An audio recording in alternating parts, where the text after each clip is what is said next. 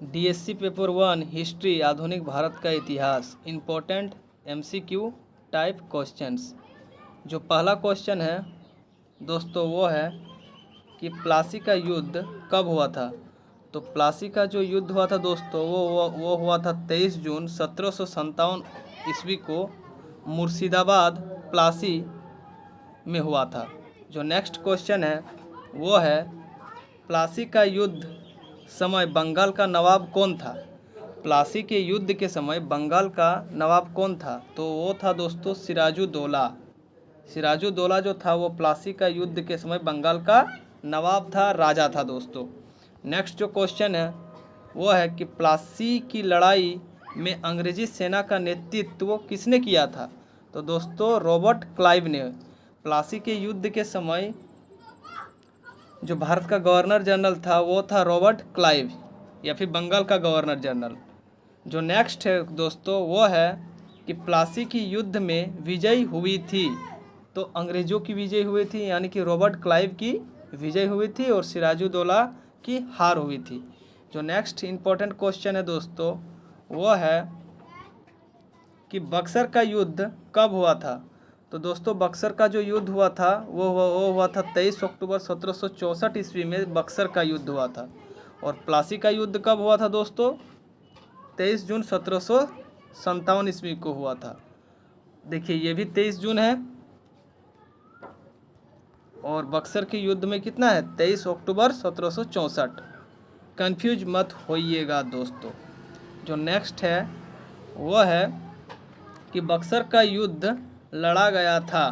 तो दोस्तों बक्सर का जो युद्ध है वो ईस्ट इंडिया कंपनी और बंगाल के नवाब मीर कासिम, अवध के नवाब सिराजुद्दौला और बनारस के राजा बलवंत सिंह और मुगल बादशाह शाह आलम द्वितीय, इन चारों की संयुक्त सेना मिलकर अंग्रेज़ों के साथ युद्ध हुआ था। लेकिन दोस्तों विजय हुई थी ईस्ट इंडिया कंपनी की और ये सभी की क्या हो गई थी, हार हुई थी बक्सर के युद्ध में।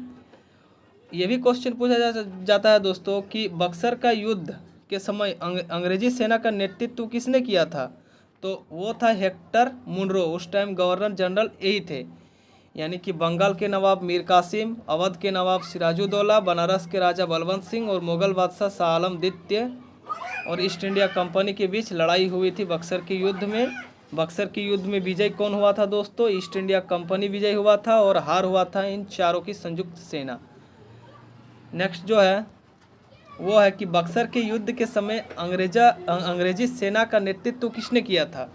बोलने में मिस्टेक हो गया, सॉरी। पूछ रहा है कि बक्सर के युद्ध के समय अंग्रेजी सेना का नेतृत्व किसने किया था। तो दोस्तों हेक्टर मुनरो ने किया था। नेक्स्ट जो है वो है कि बंगाल का द्वैध शासन कब से कब तक चला था। तो दोस्तों बंगाल का द्वैध शासन जो प्रणाली था वो 1765 ईस्वी से लेकर के 1772 ईस्वी तक चला था। नेक्स्ट है कि बंगाल में द्वैध शासन की समाप्ति कब हुई। तो 1772 ईस्वी तक चला था, 1765 से लेकर के 1772 और समाप्ति हो गई दोस्तों 1773 ईस्वी में द्वैध शासन प्रणाली की समाप्ति हो गई बंगाल में। जो नेक्स्ट है वह है कि बंगाल के प्रथम गवर्नर जनरल कौन थे। तो दोस्तों बंगाल के प्रथम गवर्नर जनरल जो थे वो थे वॉरेन हेस्टिंग्स। और वॉरेन हेस्टिंग्स का जो बंगाल में कार्यकाल था दोस्तों वो था 1772 ईस्वी से लेकर के 1785 ईस्वी तक। और दोस्तों यदि आपसे पूछे कि भारत में द्वैध शासन प्रणाली की समाप्ति किसने की, तो वॉरेन हेस्टिंग्स ने ही की थी दोस्तों। वॉरेन हेस्टिंग्स ने ही भारत में द्वैध शासन प्रणाली की समाप्ति की थी। नेक्स्ट है कि किस गवर्नर जनरल के शासनकाल में तृतीय मैसूर युद्ध एवं श्रीरंगपट्टनम की संधि 1792 ईस्वी में हुई थी।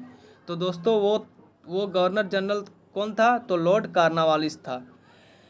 श्रीरंगपट्टनम की संधि 1792 ईस्वी को हुई थी और किसके शासनकाल में हुई थी दोस्तों, तो लॉर्ड कॉर्नवालिस के शासनकाल में हुई थी। नेक्स्ट है भारत का पहला गवर्नर जनरल कौन था दोस्तों, तो लॉर्ड विलियम बेंटिंक भारत का पहला गवर्नर जनरल था। और यदि आपसे क्वेश्चन पूछे कि बंगाल का प्रथम गवर्नर जनरल कौन था, तो वॉरेन हेस्टिंग्स। और यदि आपसे भारत में पूछे कि भारत का पहला गवर्नर जनरल कौन था, तो लॉर्ड विलियम बेंटिंक। नेक्स्ट है कि किस भारतीय गवर्नर जनरल ने सती प्रथा को समाप्त किया था, तो लॉर्ड विलियम बेंटिंक ने दोस्तों सती प्रथा को समाप्त किया था। कब किया था सती प्रथा का समाप्त लॉर्ड विलियम बेंटिंक ने, तो 1829 ईस्वी को दोस्तों लॉर्ड विलियम बेंटिंक के द्वारा सती प्रथा का उन्मूलन किया गया, यानी कि समाप्ति किया गया। नोट में दोस्तों देखिए कि राजा राम मोहन राय के सिफारिश पर, यानी कि लॉर्ड विलियम बेंटिंक उस टाइम भारत के गवर्नर जनरल थे। राजा राम मोहन राय जो है दोस्तों ये ब्रह्म समाज के संस्थापक थे, ये एक समाज सुधारक थे, और इन्हीं के सिफारिश पर यानी कि 1828 ईस्वी में लॉर्ड विलियम बेंटिंक के पास ये गए राजा राम मोहन राय सिफारिश करने के लिए कि आप सती प्रथा जो ये कुप्रथा है इसको आप समाप्ति कर दीजिए। ये लिखित दिए राजा राम मोहन राय, और राजा राम मोहन राय ने दोस्तों 1829 ईस्वी को सती प्रथा को पूर्णतः समाप्त कर दिया। नेक्स्ट जो है क्वेश्चन वो है कि लॉर्ड डलहौजी ने सबसे पहले कौन सा राज्य हड़पा था दोस्तों, तो लॉर्ड डलहौजी ने दोस्तों सबसे पहले सतारा राज्य को हड़पा था। उसके बाद दोस्तों संभलपुर राज्य को हड़पा था। उसके बाद दोस्तों झांसी को हड़पा था। उसके बाद दोस्तों नागपुर को हड़पा था। थोड़ा सीरियल में हम बैठा नहीं पाए हैं, ईयर के हिसाब से आप लोग दोस्तों देख लीजिएगा। लेकिन सबसे पहले लॉर्ड डलहौजी ने किस राज्य को हड़पा था, सतारा को हड़पा था। ये क्वेश्चन पूछा जा सकता है। नेक्स्ट जो क्वेश्चन है दोस्तों वो है कि राज हड़प की नीति, जिसको हम लोग वेबगत का सिद्धांत भी बोलते हैं, ये किसका देन है, न डलहौजी का देन है, लॉर्ड डलहौजी का ही देन है राज हड़प नीति। नेक्स्ट जो है दोस्तों वो है कि वुड डिस्पैच को किसने लागू किया था, तो वुड डिस्पैच को दोस्तों लॉर्ड डलहौजी ने लागू किया था। नेक्स्ट है कि भारत में रेलवे का जनक किसे माना जाता है, तो लॉर्ड डलहौजी को ही दोस्तों रेलवे का जनक माना जाता है। नेक्स्ट जो है भारत में रेलवे का जनक लॉर्ड डलहौजी। भारत में सबसे पहले रेल चली थी, तो दोस्तों भारत में सबसे पहले बम्बई से थाने के बीच रेल चली थी। कब चली थी ना, 1853 ईस्वी को सबसे पहले बम्बई से थाने के बीच रेल चली थी। भारत में पहली बार डाक टिकटों का प्रचलन किसने करवाया था, तो दोस्तों लॉर्ड डलहौजी ने सबसे पहले भारत में डाक टिकटों का प्रचलन करवाया था।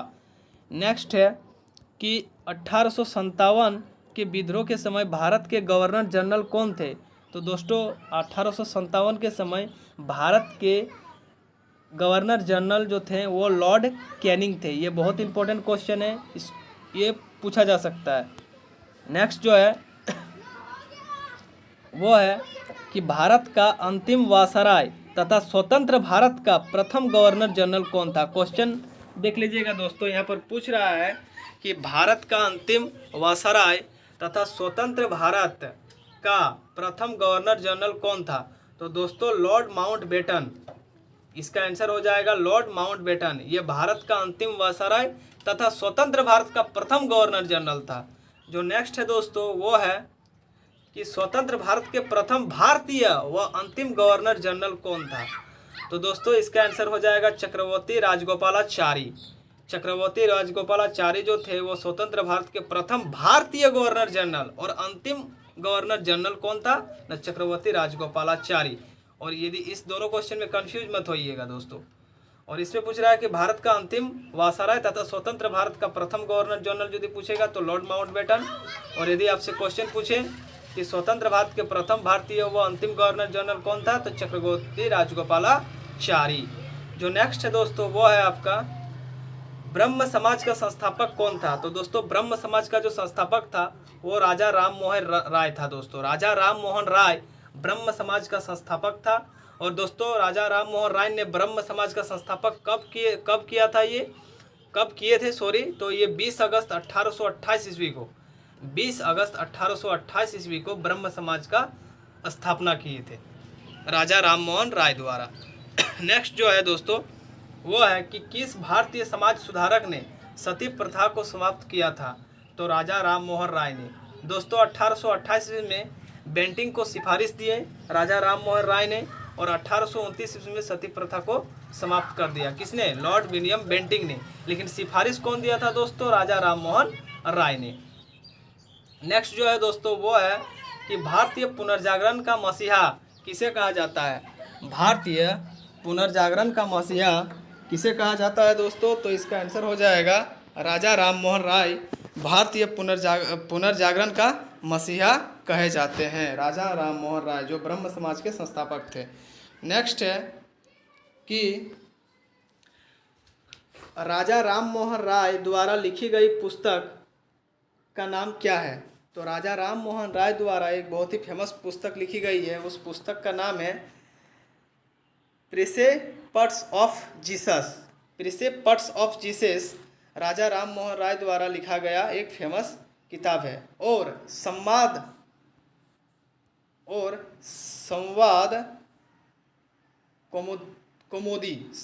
कौमुदी भी राजा राम मोहन राय द्वारा लिखी गई एक पुस्तक है।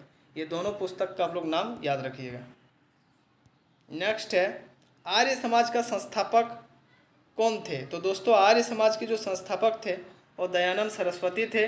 दयानंद सरस्वती ने दोस्तों आर्य समाज का स्थापना कब किए थे, ये तो 1875 ईस्वी को आर्य समाज का ये स्थापना किए थे दयानंद सरस्वती द्वारा। नेक्स्ट है दोस्तों स्वामी दयानंद सरस्वती का बचपन का नाम क्या था। तो दोस्तों स्वामी दयानंद सरस्वती का बचपन का जो नाम था वो था मूल शंकर। ये बहुत ही इंपॉर्टेंट टॉपिक है दोस्तों। वेदों की ओर चलो का नारा किसने दिया। वेदों की ओर चलो का नारा किसने दिया, तो दयानंद सरस्वती ने दिया था। नेक्स्ट है सिद्धार्थ प्रकाश के रचनाकार कौन है। दोस्तों ये क्वेश्चन थोड़ा देख लीजिएगा, ये पक्का आ सकता है। सिद्धार्थ प्रकाश के रचनाकार कौन थे, तो दयानंद सरस्वती ही थे।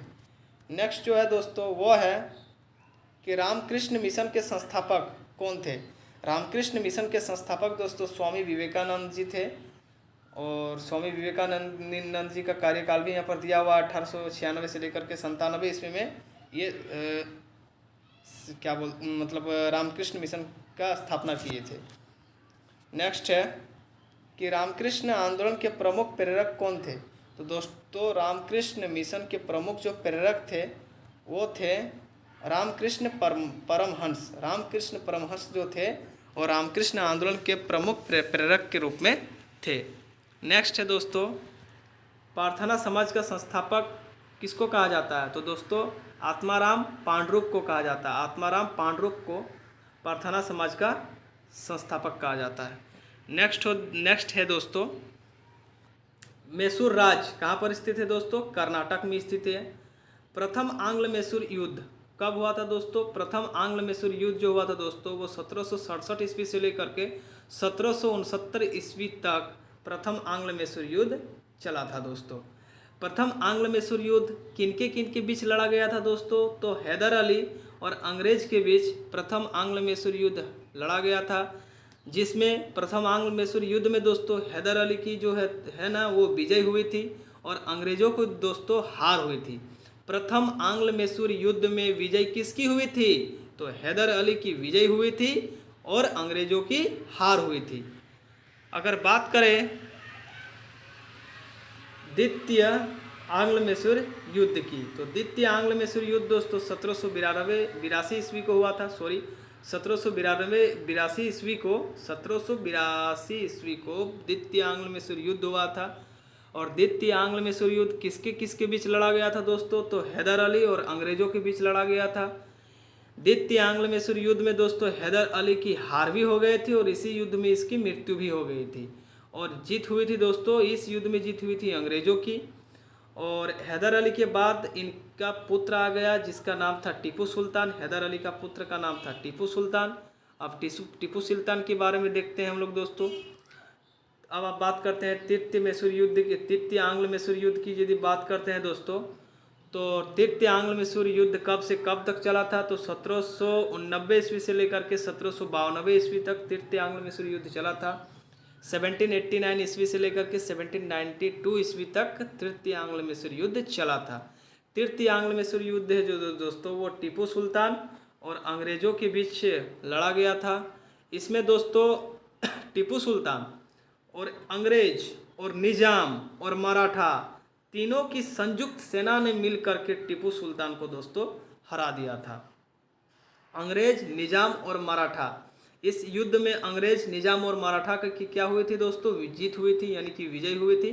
और टीपू सुल्तान बेचारा हार गया था, क्योंकि तीनों की संयुक्त सेना मिल करके टीपू सुल्तान के ऊपर युद्ध किए थे ये लोग मिल करके। अब मान लीजिए कि कोई किसी भी राज्य का 3 गो सेना रहेगा दोस्तों, अब मैसूर राज्य अकेला रहेगा तो वो गारंटी है कि वो हार ही जाएगा। तो याद रखिएगा दोस्तों, इसमें और एक क्वेश्चन बनेगा कि तृतीय आंग्ल मैसूर युद्ध के समय अंग्रेजों का नेतृत्व किसने किया था, तो लॉर्ड कार्नवालिस ने किया था।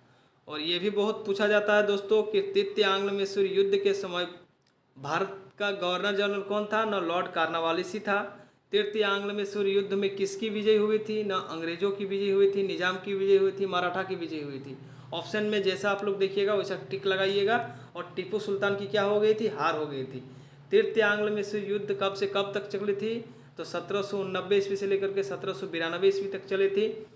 इसके बाद एक संधि हुई थी दोस्तों, उस संधि का नाम था श्रीरंगपट्टनम की संधि। ये श्रीरंगपट्टनम की संधि कब हुई थी, 1792 ईस्वी को हुई थी, जब ये हार गए थे तब। नेक्स्ट जो है दोस्तों वो है चतुर्थ आंग्ल मैसूर युद्ध।